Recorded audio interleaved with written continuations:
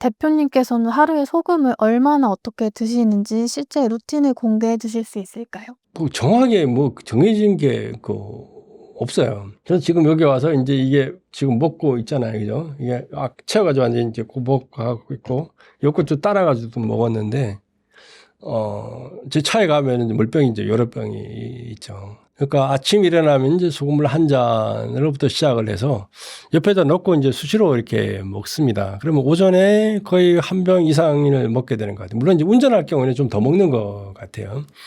그 오후에 인제 한 병 정도가 소모가 되고 자기 전에 인제 잠자리에 들어갈 때 제가 한 10시쯤 돼 갖고 인제 잠자리에 들어갑니다. 근데 자는 게 아니고 그때부터 앉아 가지고 책을 본다든가 뭐 이렇게 해요. 그러다가 한 11시쯤에 이게 부터 인제 자는데 10시쯤 돼 가지고 인제 들어가면서 인제 한 잔을 타서 인제 마시고 자기 전까지 그걸 다 마시고 인제 잠을 잡니다. 물론 저 나름대로 인제 터득한 거예요. 이게 뭐 표준화한 거 아닌데 그렇게 먹고 있고 저한테 인제 많은 분들이 연락을 주십니다. 저는 저 전화번호가 되게 오픈이 돼 있어요. 저 전화번호 온 사방이 다 오픈이 돼 있기 때문에 많은 사람들이 전화를 걸어요. 죽염 드시는 분, 용융수금 드시는 별 사람들이 다 전화를 해서 뭐 물어보고 그러다 보니까 나름대로 저한테 데이터들이 이제 많이 쌓이게 되는 거죠. 어떻게 먹고 있다라는 거. 그래서 이제 근데 저는 뭐 그렇게 대부분 사람들은 그 비슷하게 이렇게 드시는 것 같아요. 그래서 물론 그보다 더 많이 먹는 분도 있어요. 소금의 양도 저는 500에다 3g 정도를 이제 권장 양으로 얘기하는데 어떤 분은 이제 그다가 0.9%꼭 맞춰 먹어야 된다고 해가지고 또 많이 넣어가지고 드시는 분들도 계시고 그러는데 저는 0.9% 탔다니까 좀 짠 느낌이 좀 강하게 느껴서 그렇게는 먹지는 않고 제가 볼 때는 우리가 국의 염도가 0.5 정도 됐거든요. 국의 염도가. 그 정도 염도를 갖는 게 제일 적정한 게 아닌가라는 생각이 듭니다.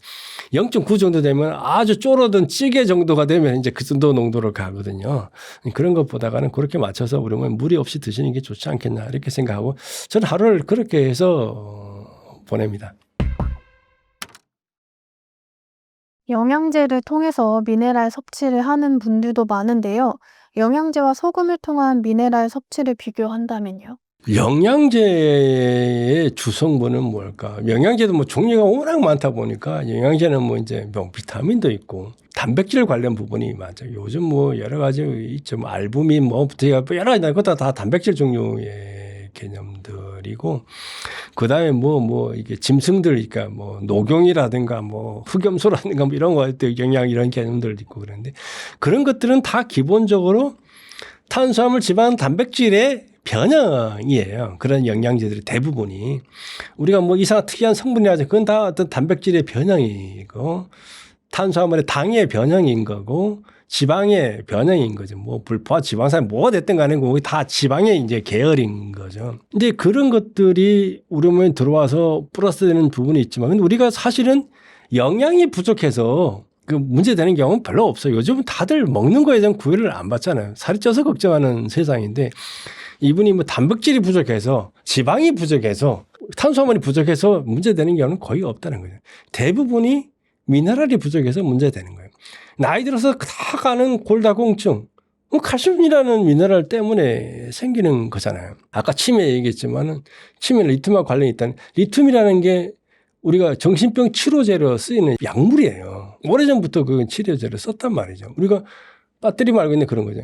아연이라는 미네랄이 없으면은 정자 생성이 안 돼요. 그래서 정력하고 문제가 연결이 되는 거고 마그네슘 없으면 심혈관 질환부터 시작하고 이런 것들이 다 문제가 된단 말이죠. 그러니까 나트륨이 없으면 우리 몸의 전해질 규정이 다 깨지는 이런 문제가 되는 건데 그런 미네랄에 대한 부분들을 우리가 이제 좀 관심을 가질 필요성이 있어요. 그리고 그 영양제라는 부분들이 대부분은 간이라는 것에 부담을 줘요. 그러니까 간이 역할이 뭐냐면 독소의 분해와 영양물질의 저장 역할을 한다라고 제가 말씀을 드렸는데 이런 것들이 과잉으로 되면 다 간에 가서 다 부담을 주는 거죠. 그리고 그런 영양물질들 중에 이상하게 변형이 되다가 이 독소화된 것도 상당히 많이 있기 때문에 간에 가서 또 부담을 주는 것. 해독작용해야 되고 간에 가서 저장해야 되고 간에 가서 분해해야 돼. 이런 문제들이 생기는 것들이기 때문에 영양제는 뭐 필요하면 드셔야 되겠죠. 나이 드시면 영양이 부족하니까 드시는데 그런 것들을 보다가는 고기 드시고 잘 챙겨 드시면 그런 것들은 되는데 그 미네랄 부족 때문에 병원 오신 분들이 많아요. 특히나 홀로 계시는 독거 노인분들 같은 경우는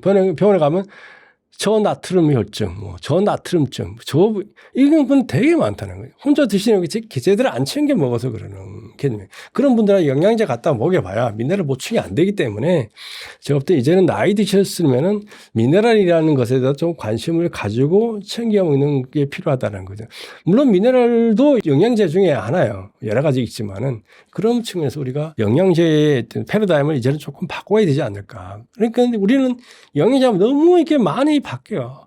그러니까 홈쇼핑 채널 보면은 어떤 때는 막 크릴 오일이 안 먹으면 세상이 망할 것 같다가 어느 순간에 다 사라지고 없잖아요. 그죠? 어떤 때는 뭐 했다가 또 다 없어져요. 어떤 게 오메가3 왕창 하다가 또 없어지고 이렇게 되는데 그런 것들은 아까 지방, 단백질, 탄수화물의 변형 물질들이에요.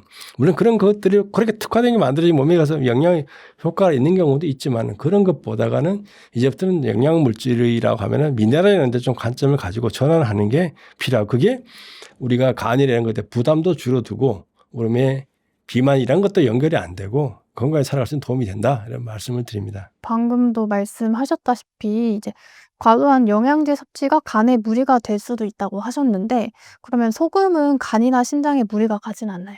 소금은 일단 간하고는 관련이 없어요. 소금은 간에 가서 물 작용하는 애가 아니니까. 근데 신장하고는 이제 관련이 있을 수는 있는데 그렇다고 신장을 망가뜨리는 게 소금이나 그것도 아니에요.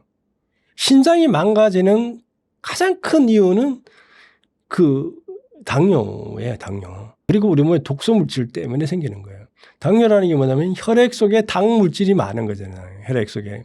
이게 빨리 소모가 되고 없어져야 되는데 이게 혈관을 계속 따라 도는 거예요. 이게 당이라는 건 미네랄은 이온이기 때문에 입자 크기가 무지 작아요. 근데 당 분자가 되면 입자 크기가 되게 커요. 근데 우리 몸에 마지막에 혈관이 대동맥, 정맥을 지나간 마지막에 가면 모세혈관, 미세혈관이라는 게 있잖아요. 거기는 무지 가늘단 말이죠.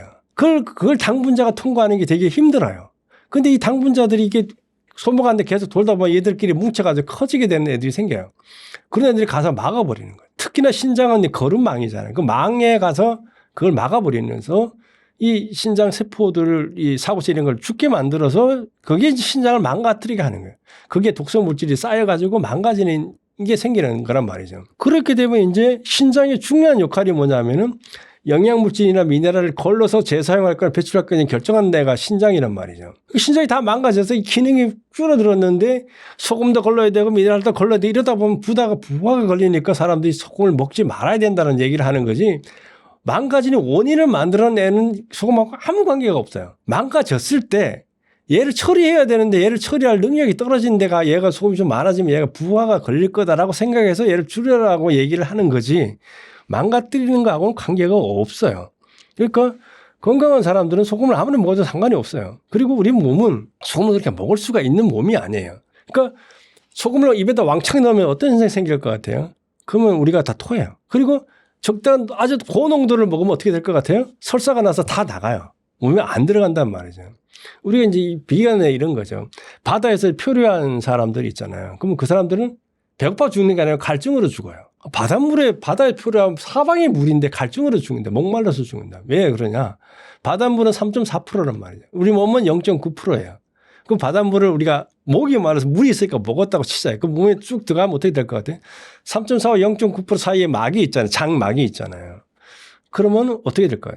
이 3.4% 속에 있는 물이 0.9%쪽으로 가줘야지 우리가 흡수가 되는데 이게 3.4%가 진하니까 0.9% 속에 있는 물이 진한 쪽으로 빨리 나와버리는 거예요. 그럼 우리 몸은 물이 들어가야 되는데 물이 오히려 빠져나가는 거예요. 그 우리 몸은 더 심한 갈증에 걸리는 거죠.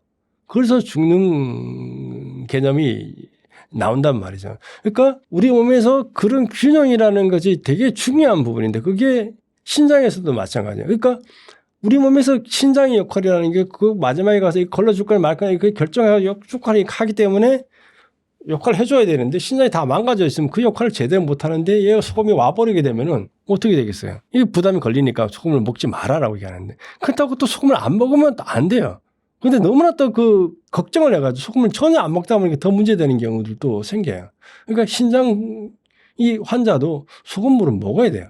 근데 양을 줄여야 되겠죠. 줄여야 돼. 그러니까 신장이 처리 용량을 이제 오버하면 안 되니까 그런 측면에서 소금이 신장을 망가뜨리는 애도 아니고 간을 망가뜨리는 애도 아니다. 근데 어쨌든 망가졌을 때 얘 가서 문제가 트러블이 생기는 것들을 우리가 걱정하는 이런 개념이기 때문에 그러니까 소금물은 뭐 많이 먹는다 문제 그리고 많이 먹을 수도 없어요 그렇게 그렇기 때문에 그런 걱정은 안 하셔도 되는데 문제는 알겠지만은 신장이 제대로 걸러줘가지고 제대로 나가게 하는데 역할을 하는 게 그 소금물이 역할을 하기 때문에 그걸 평소에 잘 먹어서 당뇨가 와도 그런 걸 제대로 평소에 잘 해버리면 신장이 망가지는 걸 상당히 줄일 수가 있기 때문에 평소에는 그걸 챙겨 먹는 게 되게 중요하다라는 말씀을 드립니다.